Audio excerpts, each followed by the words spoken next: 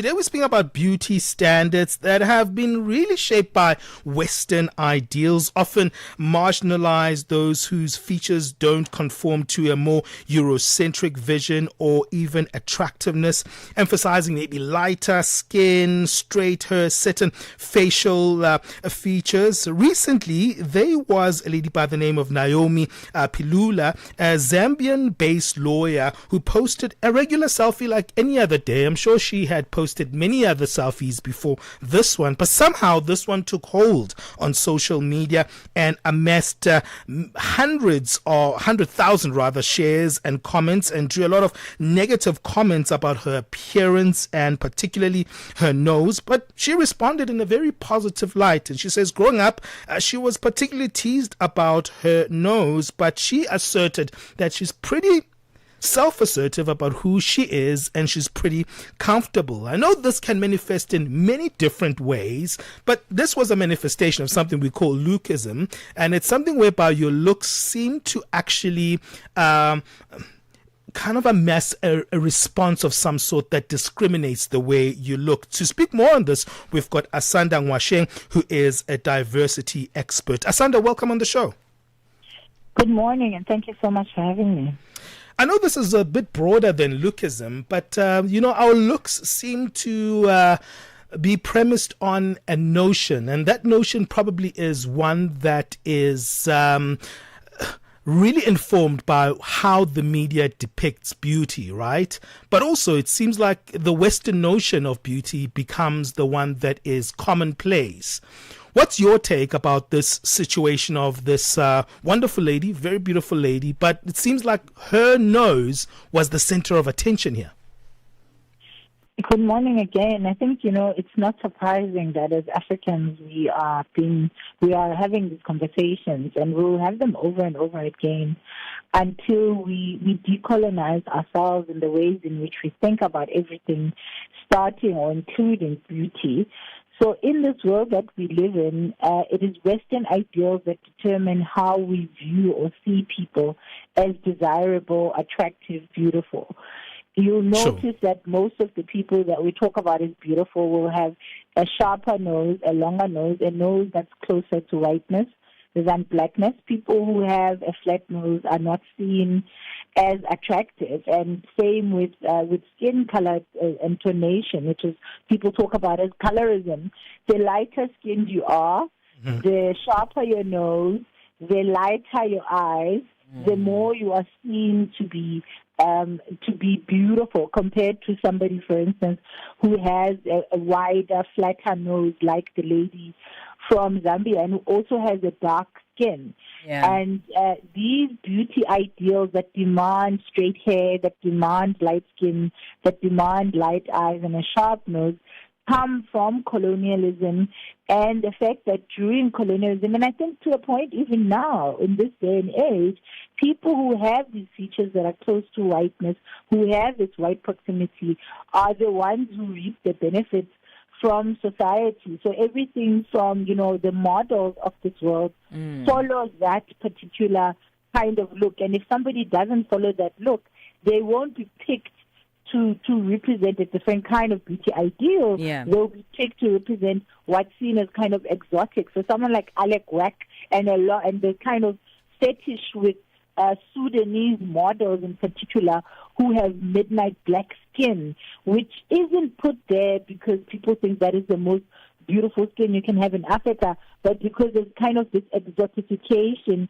and wanting to show African beauty as a very specific type of thing that harks back to the stereotypes that, colonialism developed about black people. And so you see that the Africa itself has a variety and a diversity of beauty. A beautiful person in South Africa is different to a beautiful person in Zambia, is different to a beautiful person in Kenya, is different to a beautiful person in Nigeria.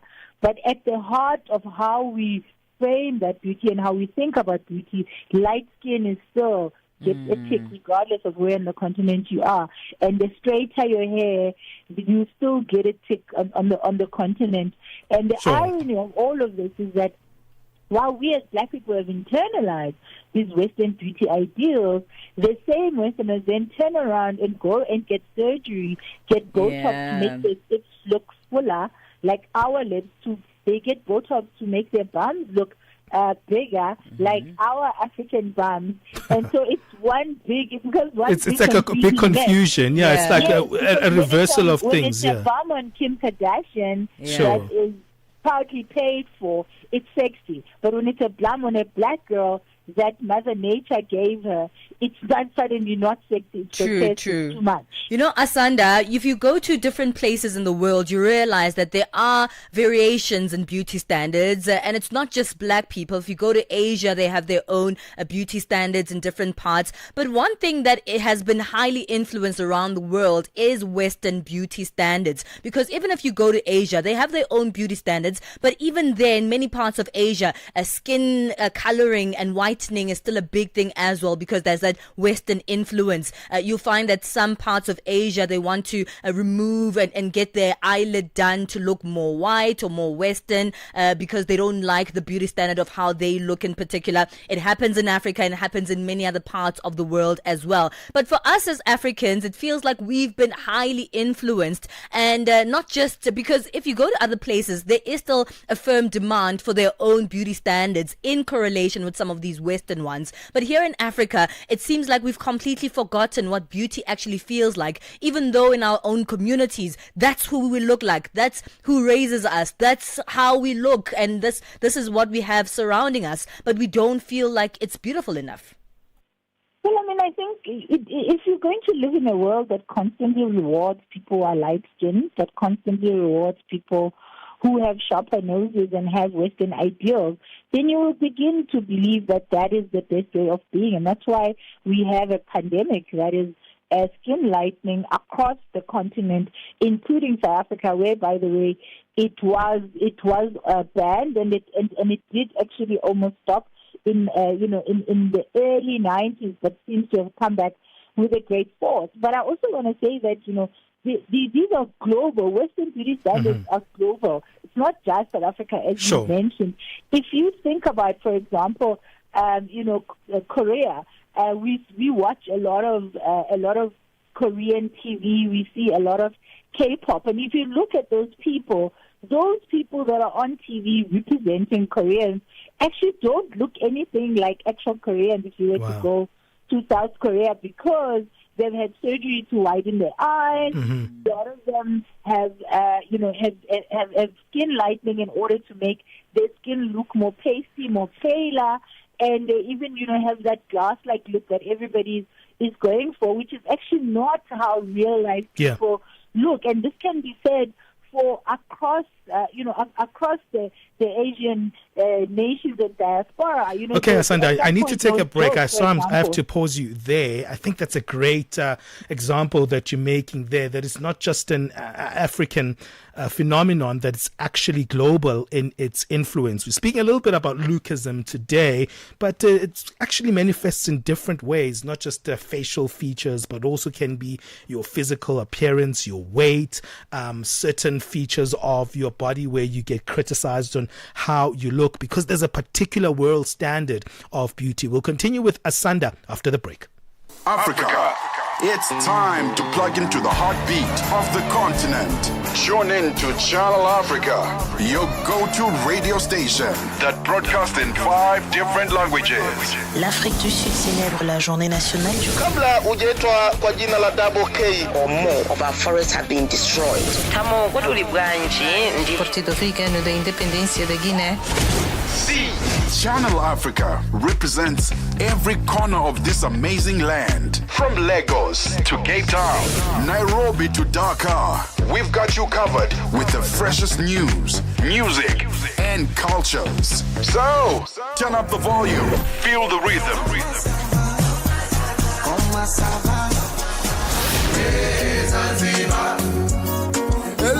Enjoy the conversation.